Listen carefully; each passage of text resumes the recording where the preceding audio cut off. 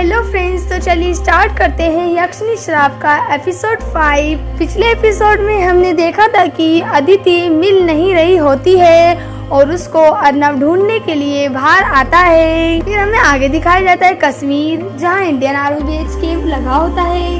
भारत और पाकिस्तान की खतरनाक बॉर्डर पर कोई बैठा हुआ था अपनी गुफा में। कहा जाता है उससे पाकिस्तान की आर्मी बेहद डरती थी। ना किसी को वो सुनता था, ना कोई खौफ था उसकी आंखों में। आखिर कौन था वो, आगे हमें वह जानने मिलेगा। फिलहाल तो लग रहा था जैसे उसके अंतर्मन में कोई तूफान आया हुआ था। फिर हमें पास्ट का एक सीन दिखाया जाता है।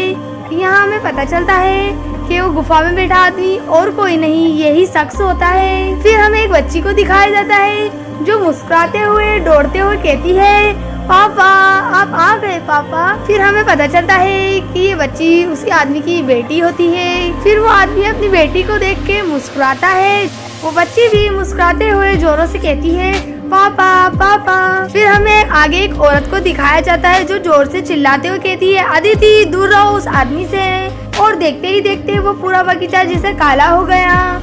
वो था एक भयानक शख्स जिसे लिए ये आदमी सालों से जी रहा था। वो शख्स और कोई नहीं, आर्मी मैन करण सिंह होता है। फिर हमें एक मोबाइल को दिखाया जाता है जिसमें 12 मिस कॉल आ रही होती है। फिर आर्मी मैन करण सिंह ने अपने मोबाइल उठाया और कहता है, शालिनी की मिस कॉल, शालिनी मुझे फोन कर रही है इतने सालों बाद। फिर हमें शालिनी को दिखाया जाता है जो कहती है, करण अदिति लापता है 7 दिनों से, प्लीज मेरा फोन उठाओ। करण सिंह को विश्वास नहीं हो रहा था कि इतने सालों बाद उसकी वाइफ शालिनी ने उसे कॉल किया था।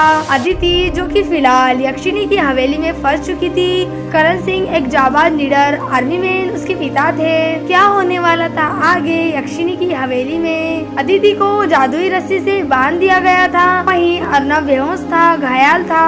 फिर हमें यक्षिणी को दिखाया जाता है जो अर्नब और अदिति के सामने बैठी होती है। तभी अर्नब की आंखें खुल जाती है और वो कहता है, प्लीज हमें छोड़ दो, हमने आपका क्या बिगाड़ा है, माफ कर दो हमें। और वो यक्षिणी जोरों से हंसते हुए कहती है, पूछ रहे हो कि हमने क्या बिगाड़ा है और फिर माफी भी मांग रहे हो। बताओ भला, अगर तुम्हें पता ही नहीं कि क्या गलत किया है तो माफी किस बात की मांग रहे हो। वो यक्षिणी मुस्कुराते हुए अर्नब से कहती है, बताते हो या फिर मैं बताऊं। तभी वो यक्षिणी देखती है कि उसका कपड़ा कुर्सी में फंसा था और वो यक्षिणी उसे निकालने के लिए झुकती है। तभी अर्नब की निगाहें उस पर पड़ती है। आखिर अर्नब वही देख रहा था जो उसे नहीं देखना चाहिए था। अर्नब उस यक्षिणी की खूबसूरती देख के उसमें मदहोश हो चुका था। और तभी वो यक्षिणी जोरों से हंसते हुए कहती है, बस यही तुम्हारी गलती है, अनियंत्रित काम वासना। तभी अर्नब जोरों से चिल्लाते हुए कहता है, नहीं। देखते ही देखते वो यक्षिणी ने अर्नब को जान से मार दिया होता है, जिसे देख अदिति जोरों से चिल्लाती है, नहीं। आखिरकार जो होना था वो हो चुका था।